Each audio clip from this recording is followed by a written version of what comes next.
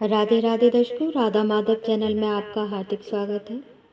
दर्शकों, आज हम भीष्म पिता के पूर्व जन्म की कथा सुनेंगे कि भीष्म पिता पूर्व जन्म में कौन थे और किसके श्राप के कारण उन्हें पृथ्वी पर आना पड़ा। एक बार 8वें वसु अपनी स्त्रियों के साथ वशिष्ठ ऋषि के आश्रम में आए। उन्हें इच्छा अनुसार सभी भोग उपलब्ध थे।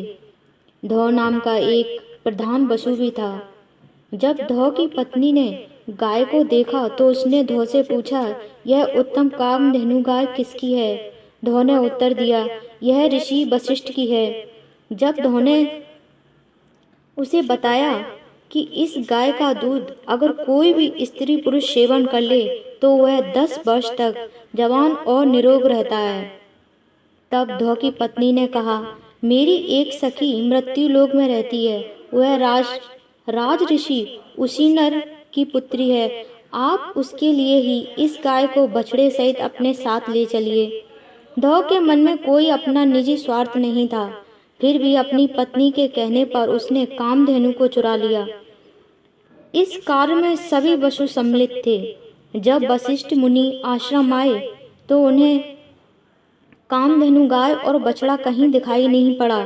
तब उन्होंने ध्यान लगाकर देखा कि सभी वसुगण कामधेनु गाय को चुरा के ले गए। उनके इस अपराध से क्रोधित होकर ऋषि ने उन्हें श्राप दिया कि तुम सभी को मनुष्य योनि में जन्म लेना पड़ेगा। जब वसुओं को ये पता चला तो सभी वसुओं ने ऋषि से क्षमा याचना की। तब ऋषि ने प्रसन्न होकर कहा, तुम सभी तो 1 वर्ष बाद इस श्राप से मुक्त हो जाओगे, पर जिसने मेरी गाय चुराई है वह बहुत दिनों तक मानव योनि में उसे रहना पड़ेगा। जब सभी वसु दुखी हो जाने लगे तब उन्हें रास्ते में गंगा जी मिली। वे भी ब्रह्मा जी के श्राप से बहुत दुखी थी। तब सभी वसुओं ने गंगा को प्रणाम किया और अपने श्राप की बात उन्हें बताई और गंगा से प्रार्थना की कि हमें मृत्यु लोक में आने के लिए मनुष्य के उदर से जन्म लेना पड़ेगा।